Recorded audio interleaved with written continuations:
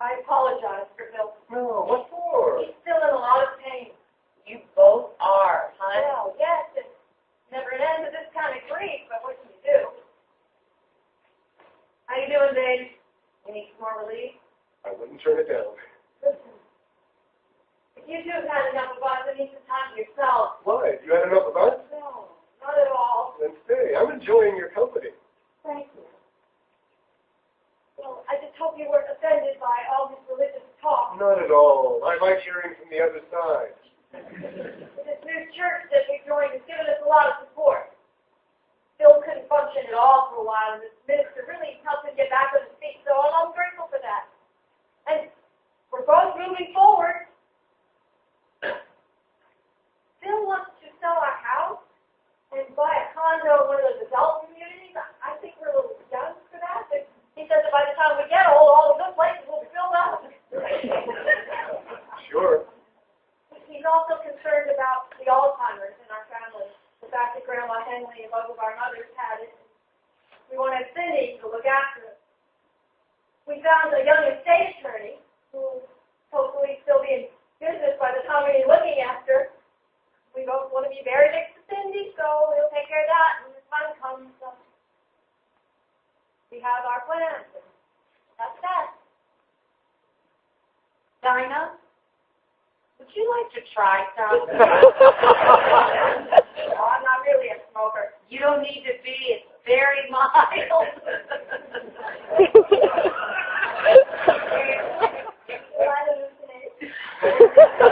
No, it's a very gentle, inquisitive experience. Go on, hon. You'll do fine. Bill. I'll watch out for him. So what do I do? Just inhale, slow and easy. And then do I hold it in? That's right.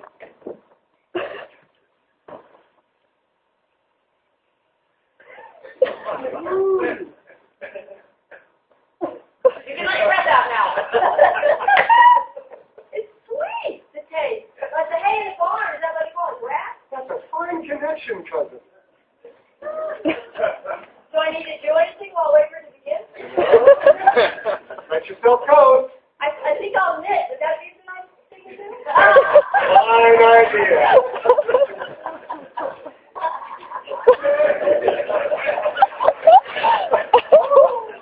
What were we talking about? Bill.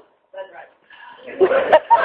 How is your relationship going? Well, this last year's been very hard on the marriage, which is no surprise. When you lose your only child, it's like having one side of a triangle crumble in, and when there's just the two of you, there's nothing to hold you up. Sure. But I wonder if Bill was the one who had died instead of Cindy, it wouldn't have hurt my relationship with her. I would have kept on loving her the same as always like that. Love for a child is different, hon. But I bet if that happened to the two of you, you'd keep on loving each other no matter what. Could be. Who's to say? I know so. You complete each other. You're soulmates. It's a beautiful thing. Thank you. Oh, Neil, why did you think it's a terrible disease? It's so unfair. No, it isn't. It happens. Can't take a few mutant cells personally, cousin. Annette, you're so serene. I'd be a wreck knowing I was going to lose you. I'm just going to savor every minute, my honey. Have you picked a date? Yeah. How on earth do you decide such a thing? We checked our calendars. And the first thing we did was make sure it didn't fall on any of our friends' birthdays. That would be a real bummer for them. Gosh, yes, I hadn't thought of that. And then Neil has one last lecture to give. And then we're going to have a big party. And the next morning, that's it. Oh, that sounds like a plan. We're happy with it. Your friends know? Not the specifics, no. We don't want any tragic faces showing up at our bash. We want people drinking and dancing and howling at the moon. We want them to have such a righteously good time that they all roll home and make mad dog love. We want babies made from this party, right, babe? That's right. Well, when is this happening? 2 weeks from this Sunday. Oh, God. That's so cool. That's all right, cousin. I'm more than ready. Oh, sweetheart. Jeanette, listen. you to know that anytime you want to call me off the middle of the night, I don't care. Even if you just need someone to listen to you sob your heart out, I'll be there. You promised me that you'll call me. Sure. We're family. Friends will make time for you, but only up to a certain point.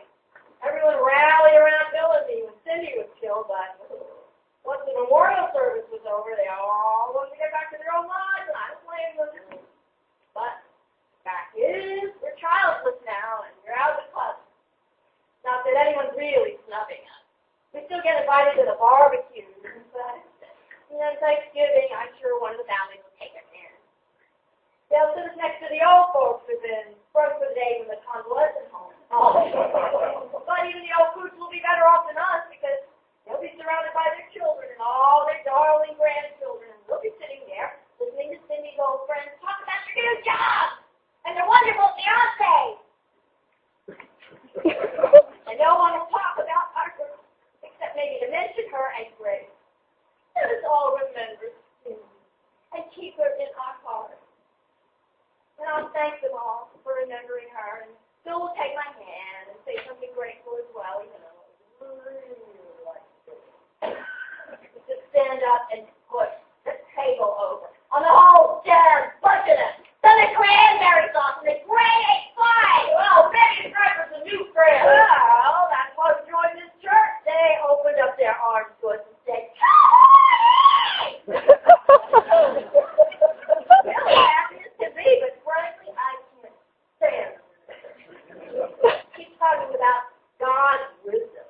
How wonderful God was. That's so we done today. What kind of father would abandon his beautiful, peace-loving boy to a bunch of Roman Satanists to let him be tortured, humiliated, and let him die? It's a horrible, horrible way. Oh, then, what he did to Abraham, telling that poor man to slit his son's throat to show his devotion, and then, oh,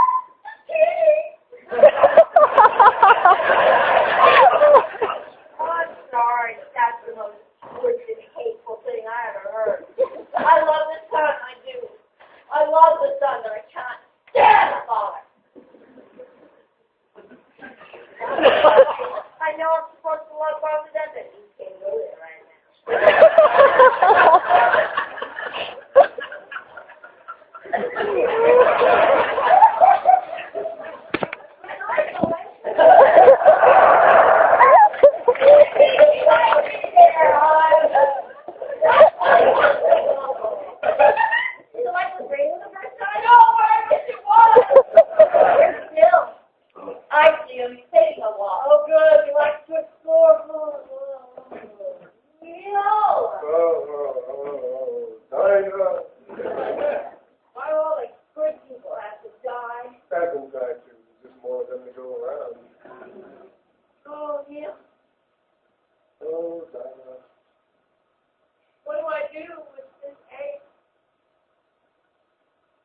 I don't know.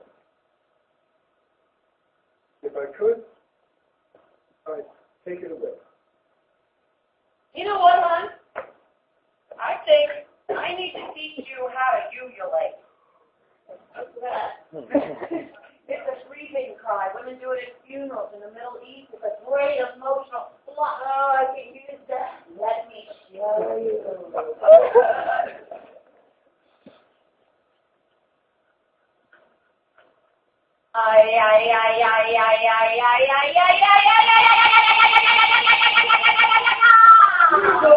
You're cutting over. You tried that. What would I do?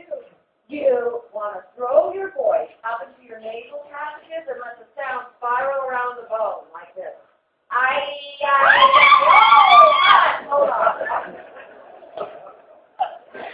You want to flip your feet like this. You want to ground yourself to give your voice